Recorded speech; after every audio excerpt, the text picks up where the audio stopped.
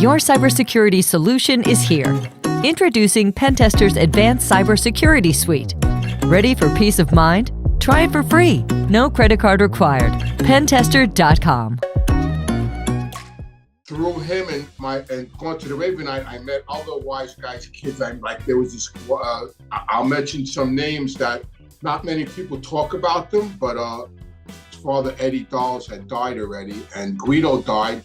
Guido got shot at a Ziganet game. Guido, the father, had a Ziganet game, and he smacked the guy in the face, and the guy left him. When he was walking to his car, the guy gunned him down in the parking lot.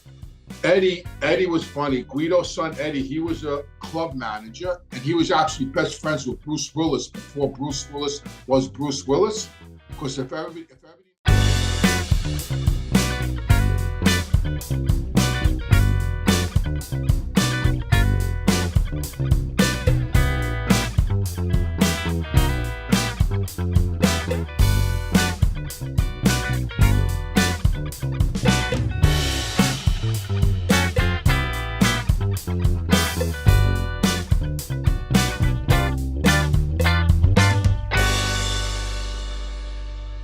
Hello, everyone. I want to welcome everybody to Reformed Gangsters. If you like my content, please subscribe and ring the bell. Also, my Patreon is only $5 for a membership. So please become a Patreon member and get early access to my content and personal one-on-one conversations. So I look forward to you joining. Also, check out my merch in the store. We got hats and mugs and T-shirts. Check it out. And today we're going to talk about the people, the mob children, more or less. The people I met along the way that fathers were, in the mob, like my father, and, we're not kids no more. Some of us are dead. Some of them are dead. We're all, in our late 60s and 70s. But, I met a couple of them. I want to start off talking about Buddy, Neil's son, and I have this wanted poster of him. I don't know if you could see it. Could you see that? That wanted poster. So Buddy was Neil Dellacroce's son, his only son, and he also had a sister named Tony. So Tony was from one of Neil's earlier girlfriends, because that's what mob guys do. They have kids with their girlfriends and their wives, and I guess it's normal to them. So he had a sister named Tony, but Buddy lived right directly across the street from the Raven Night with his mother. That's where Neil lived originally also, before he moved to Staten Island with his girlfriend.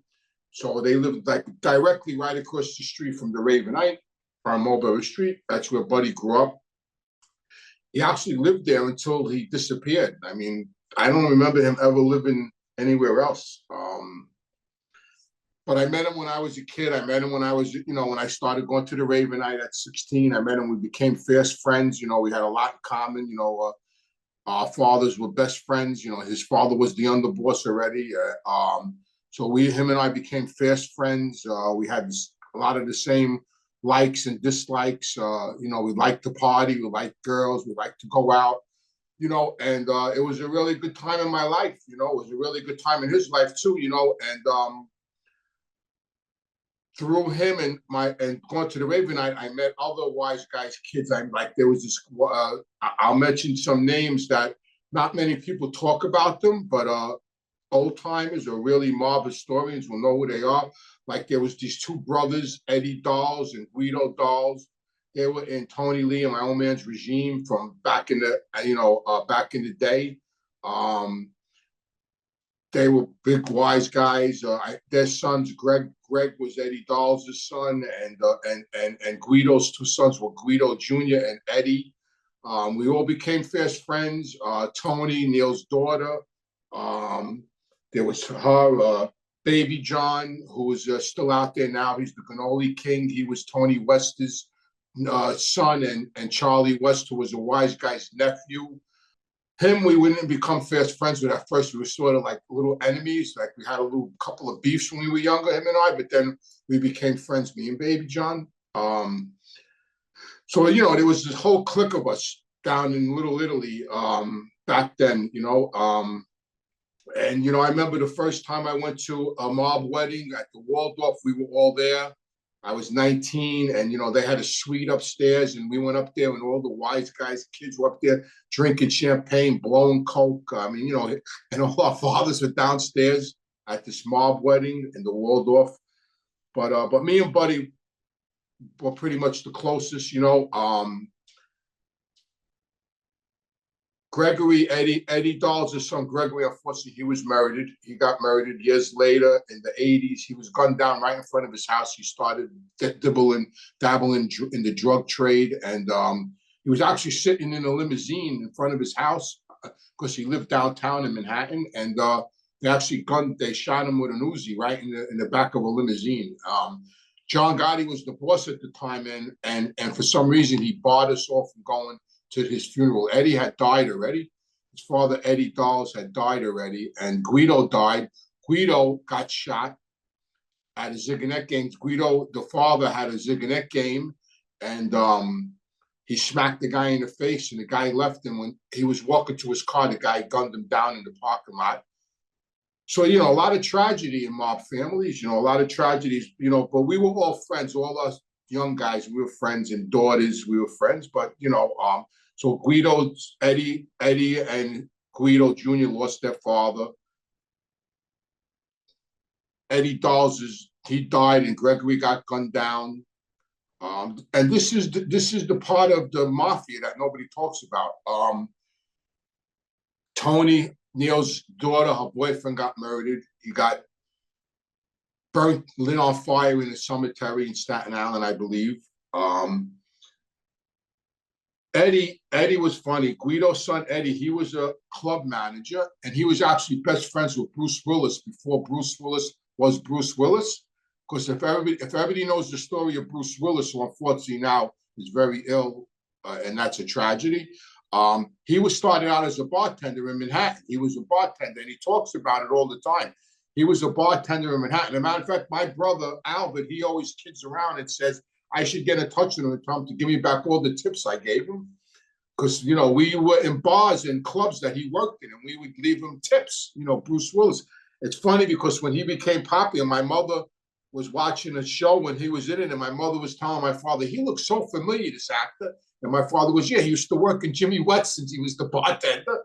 But anyway, Eddie was good friends with him. Eddie Dolls was good friends with him, Guido's son, because he managed a lot of clubs in Manhattan that Bruce Willis worked in. And actually, when Bruce Willis got the part in Moonlighting and he was leaving New York, Eddie had a party for him, and we were all at the party. But nobody knew he was going to become such a big star, Bruce Willis. So, this was my early year, 19, early 20s. This is, and here we are, we're clicked up. I'm best friends with Buddy, Neil's son. He's the underboss. And, no door was closed to us. I mean, we had the run of the city. We were like, we did and went wherever we wanted. We never waited on lines. People catered to us. We had it really, really good, partying every night, going to the Hippo, all these clubs, Carte Blanche, we had the Copa. I mean, it was a great time. Then, at the end, it wasn't so great, and we all started out in the light, and we all ended up in the dark. And some of us remained in the dark, and some of us are back into the light. I don't know what happened to Guido Jr. and Eddie. I lost contact with them throughout the years. After Guido got gunned down, the father died. I don't know what happened to them. I lost contact with Eddie Dolls' family after Gregory got murdered. I was very close with his daughters and his wife. We would all be in Florida together. We were all very friendly, but unfortunately, after Gregory started messing around with drugs, John Gotti was the boss, and he sort of kicked Eddie's family to the curb. That's the best way I could describe it. So I lost contact with them. Unfortunately, I lost contact with Tony, Neil's daughter. I spoke to her briefly in the 90s. She actually started working for OTB. She got a really good job for OTB. She was booking horses over the phone because it was legal, which is comical. I lost contact with her, and hope, if she hears this and she's out there, get in touch with me. It would be great to talk to her again. We were very, very close, her and I. So that's just a little quick thing of all of us, coming up the ranks. But Buddy and I were the closest. We had the most in common. Buddy was very sharp. He never took advantage of being O'Neill's son, the underboss's son. He always made money. Of course, his father gave him he had a big vending company, but he always traveled with major heroin dealers. Like his crew was Eddie Leno, Charlie Wingy, Jimmy Balls. These guys were major heroin traffickers. He was always dressed up, always sharp looking, always, had a lot of charisma, always, beautiful clothes he wore, went out with beautiful girls, and we partied, But he always had this fear, and I talked about this before. He always had this fear of John Gotti. For some reason, I don't know why, he had this fear of John Gotti, even before John Gotti was straightened out. Like and I never had that fear of John Gotti. John Gotti was always good to me. I don't know, but he always had this fear. And we would be in the Ravenite, like I said, on numerous occasions. And John would be sitting in the back with his father, and they would be playing pinochle. And my old man would be back there with Tony Lee, and they would all be back there playing pinochle. And he always used to tell me that John Gotti, one day this guy's going to kill me. And I was telling him, you're crazy. Why do you think this guy don't like you? I don't know why he kept getting that vibe. Maybe privately something was said. I don't know, but I never got that vibe from him. But he always had that vibe, Buddy. He got straightened out in the early 70s, as soon as the books were opened. And I remember the day he got straightened out, we went out that night and we had a little party, him and I and a couple of guys, other guys, a couple of my friends, a couple of his friends from his cousin Sal. And we went out I believe we went to the Hippo that night, and Ali Boy Persico was there. And it's funny because a couple of other bosses' kids got straightened out first, and they, I don't know, they didn't shun him, but they were throwing it in his face. And then the day he got straightened out, we all went out that night to the Hippo, and they were all up there. Ali Boy Persico was up there, and a couple of other people were up there, and they were all congratulating him and everything. That was a good night. We had a good time that night at the Hippo. That was a private club in Manhattan.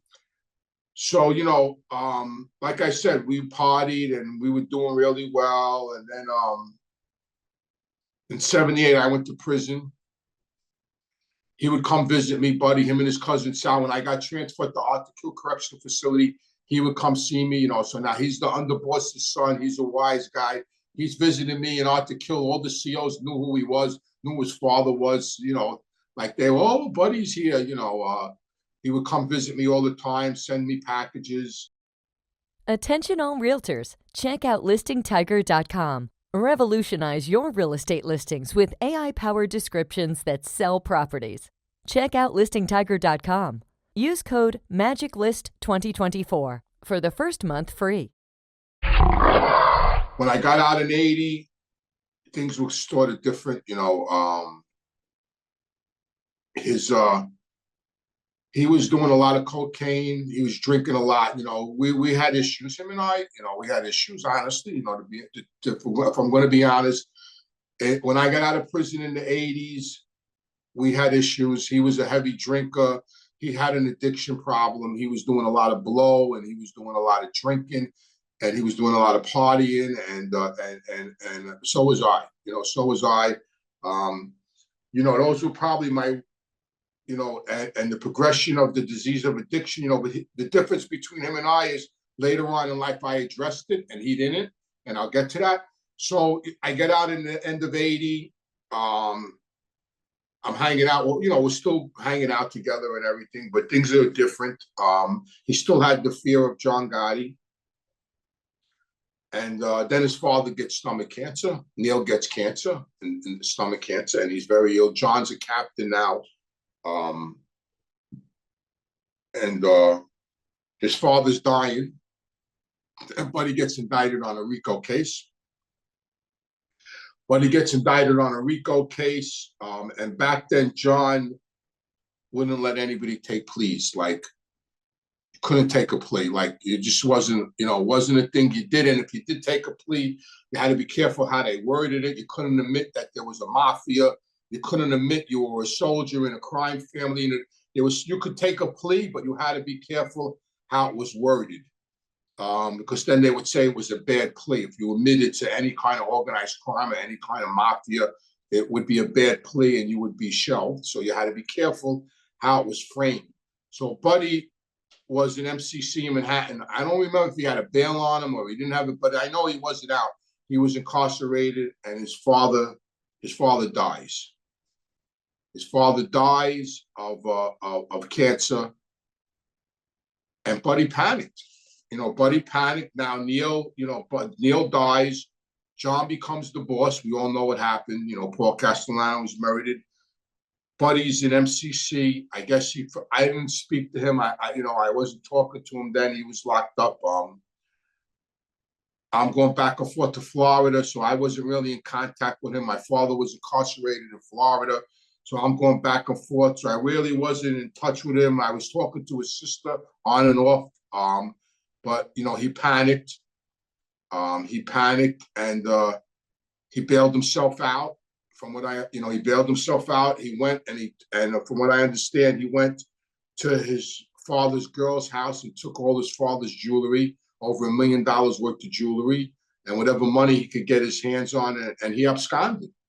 And he ran away, and I never saw him again. He ran away, he went on the lam. I guess he just felt John was going to kill him at that point. I don't know why he felt that way. To this day, I still don't know the reason why he felt that way, but he always did. And he absconded, and I never saw him again. And he ran away, and he was hiding. And years later, that's when the wanted poster came out about him. And years later, he died. He died of addiction. He died. He had eternal bleeding. He died from drugs and alcohol. The only one that ever knew where he was his cousin Sal. He was very close with his cousin Sal. I like Sal. Sal was a good guy. Sal was the only guy that used to visit him, bring him money. Had any contact with him. I don't think Tony ever knew where he was. I never knew where he was. I never spoke to him again. I spoke to his cousin Sal on numerous occasions, but that's the story of Buddy Dellacroce.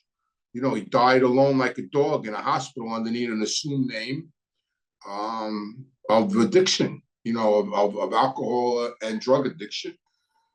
And that's the dark side of the mob. That we are, we're all young guys, all young girls in our late teens, early 20s, partying in the Waldorf, laughing, the world at our fingertips.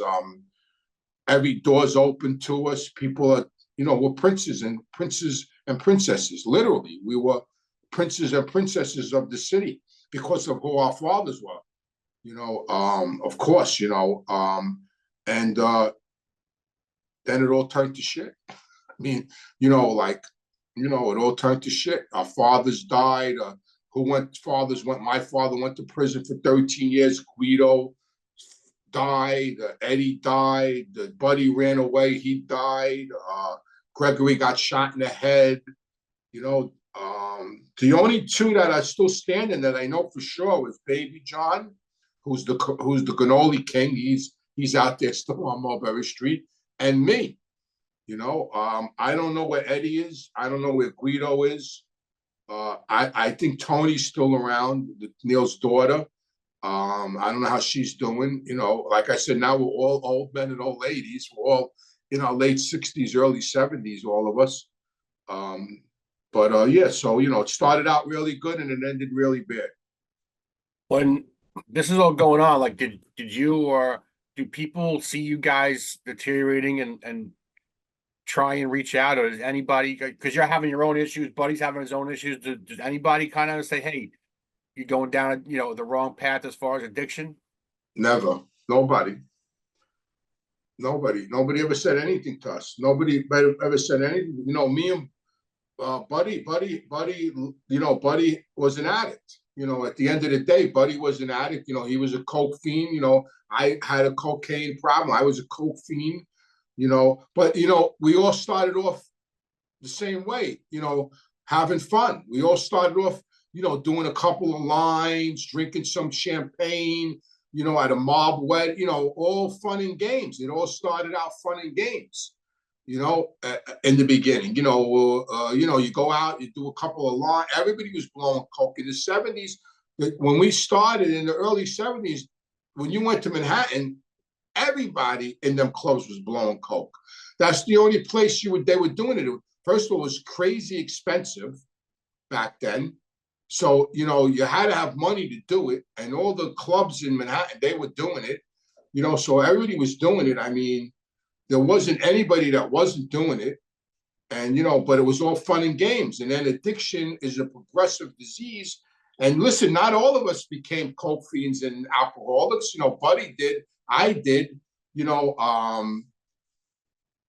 Baby John didn't. You know, he was blowing coke with me and drinking. You know, he I don't believe he ever had an issue with it. He's still around making money. He's got a major, you know, cafe on Mulberry Street. The guy's the cannoli king.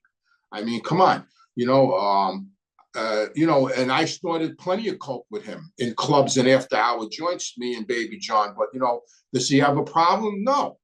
You know, it's just some of us winded up with problems and some of us didn't. I think it's genetic. I think it's hereditary. I think it's a family disease. I don't know if it's like some kind of a compulsive. It's like you inherit this compulsive behavior. I think, yeah, definitely, because addiction in my personal family, in my immediate family, it runs rampant in both sides of the family, on my father's side and my mother's side. You know, some of my cousins are addicts. Some of their kids are addicts. You know, my father was an alcoholic, you know, a very functional alcoholic.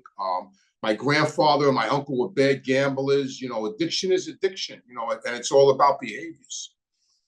It's coming this spring. I don't have exact dates yet, but I'm going to be in New York doing another mob tour. We're going to be filming in front of Sparks, the Ravenite, you know, and a lot of mob locations that I frequented. And we're going to talk about incidents that happened there. We'll pass by the club on Sullivan Street where I had the beef with Dom DeSailor, where the Chin lived. It's going to be really interesting and a lot of fun. And the dates will be coming.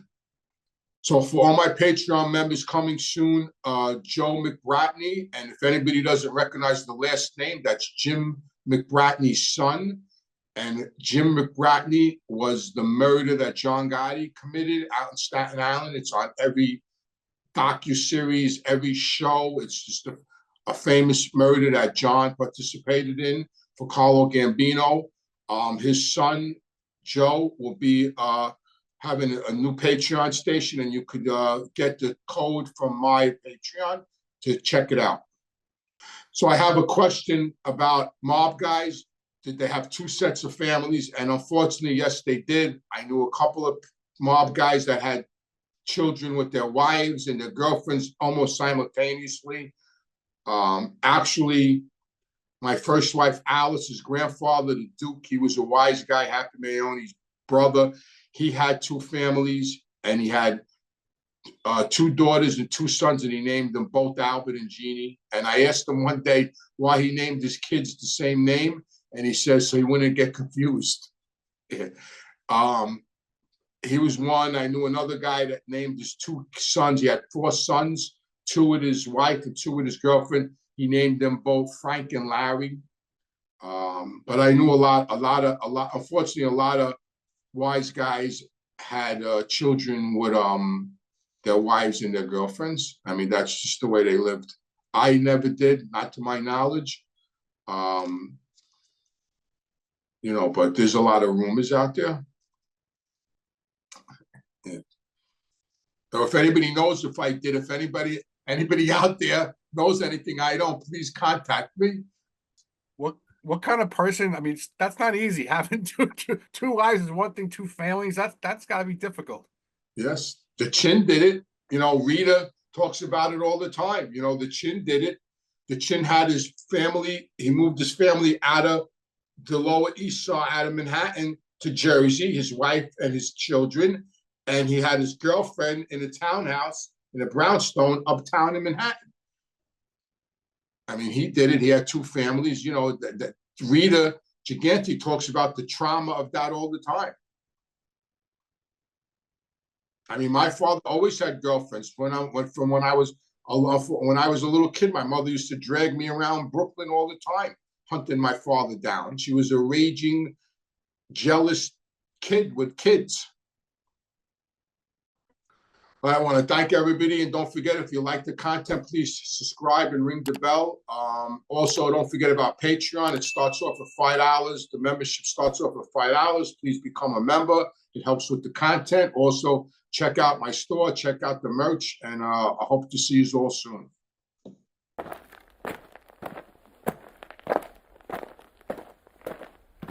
If you're enjoying my show, please join my Patreon, ask your questions live, and please join my Patreon at reformgangsters.com.